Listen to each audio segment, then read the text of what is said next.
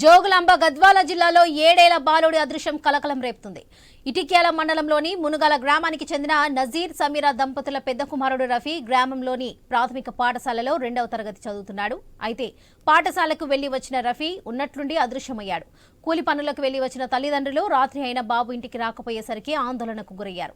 బాబు ఆచూకీ లభించకపోవడంతో పోలీసులకు ఫిర్యాదు చేశారు. దీంతో బాబు కిడ్నాప్ కి గురయ్యాడా లేక ఇంటికి అతి సమీపంలో ఉన్న వ్యవసాయ బావిలో పడ్డాడా అన్న కోణంలో పోలీసులు దర్యాప్తు చేస్తున్నారు.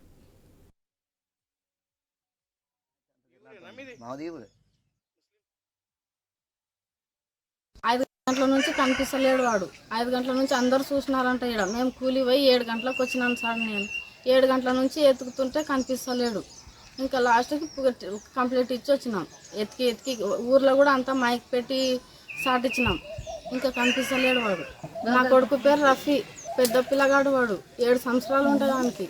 5 గంటల నుంచి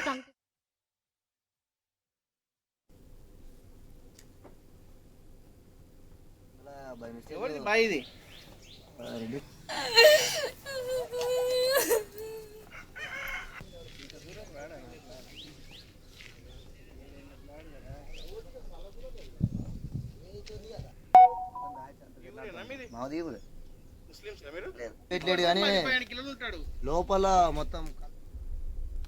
జోగులాంబ గద్వాల జిల్లాలో 7 ఏళ్ల బాలుడి అదృశ్యం కలకలం రేపుతుంది. ఇటిక్యాల మండలంలోని మునుగల గ్రామానికి చెందిన నజీర్ సమీరా దంపతుల పెద్ద కుమారుడు రఫీ గ్రామంలోని ప్రాథమిక పాఠశాలలో 2వ తరగతి చదువుతున్నాడు. అయితే పాఠశాలకు వెళ్లి వచ్చిన రఫీ ఉన్నట్లుండి అదృశ్యమయ్యాడు.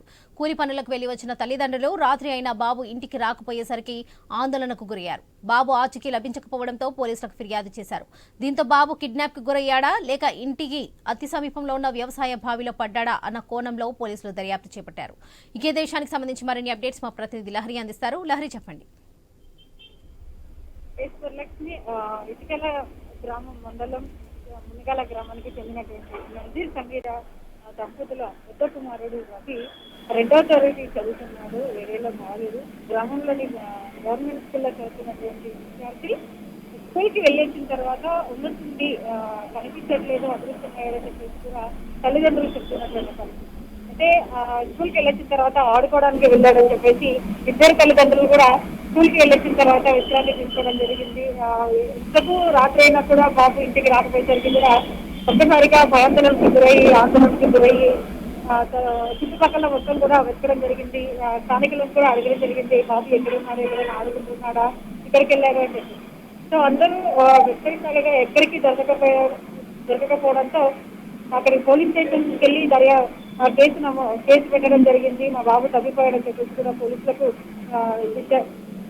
చెప్పడంతో కూడా పోలీసులు దర్యాప్తు చేస్తున్నటువంటి పరిస్థితి. అయితే దీంతో ఇద్దరు తల్లిదండ్రులు అలాగే అక్కడ ఉన్నటువంటి స్థానికులు కూడా పక్కనే అతి సమీపంలో అంటే పక్కనే ఒక వ్యవసాయ బావి ఉంటుంది. ఆ బావిలో కూడా చాలా మంది కూడా గతంలో కొన్ని ఇష్యూస్ చోటు చేసుకోవడం జరిగింది. సో మరి ఆ బాబుని ఎంతకు స్కూల్ నుంచి వచ్చిన తర్వాత ఎవరైనా గుర్తు తెలియని వ్యక్తులు ఏదైనా మభ్యపెట్టి తీసుకుపోయారా, కిడ్నాప్ చేశారా, లేకపోతే ఆ బావిలో పడిపోయాడా అన్న కోణంలో కూడా ఇది పోలీసులు దర్యాప్తు చేస్తున్నటువంటి పరిస్థితి కనిపిస్తుంది. సో ఓవరాల్ గా అయితే స్థానికులు అలాగే తల్లిదండ్రులు కూడా బోర్ను విలిపిస్తూ బాలుడు తప్పిపోవడంతో కూడా చుట్టుపక్కల గ్రామాలు అందరూ కూడా ఎక్కడికి వెళ్ళారని చెప్పేసి అటు వాళ్ళ కుటుంబ సభ్యులకి, బంధుమిత్రులకు అందరికీ తెలియజేసి అలాగే పోలీసులు కూడా పూర్తి విచారణ చేపడుతున్నటువంటి కనిపిస్తుంది. అయితే రీసెంట్ గా చూసుకోవచ్చు, చిన్నపిల్లలు కిడ్నాప్ చేస్తున్న ఘటనలు అయితే చోటు చేసుకుంటున్నాయి. మరి అలా ఏమైనా అక్కడ బాబు కిడ్నాప్ అయ్యారన్న కోణంలో కూడా పోలీసులు పూర్తిగా చుట్టుపక్కల ఉన్నటువంటి సీసీ కెమెరాలు కూడా పరిశీలిస్తున్నటువంటి. అలాగే అక్కడ బావి ఏదైతే ఉందో ఆ బావిలో కూడా పడ్డాడా లేదా అని చెప్పేసి కూడా ఆ కోణంలో కూడా పోలీసులు విచారణ చేపడుతున్నటువంటి పరిస్థితి. సో ఓవరాల్ గా అయితే ఇటు తల్లిదండ్రులు అయితే కూలీ పనులు చేస్తూ అలసిపోయి ఇంటికి వచ్చిన తర్వాత పిల్లాడు ఇలా తప్పిపోయాడని విషయం తెలుసుకొని కూడా బోర్న వినిపిస్తూ కన్నీరు అవుతున్న సిచ్యువేషన్ కనిపిస్తుంది. ఎలాగైనా సరే మా బాబును అప్పచెప్పండి అంటూ కూడా పోలీసులు వేడుకున్నటువంటి సిచ్యువేషన్ అయితే మనకి కనిపిస్తుంది. Right, thank you.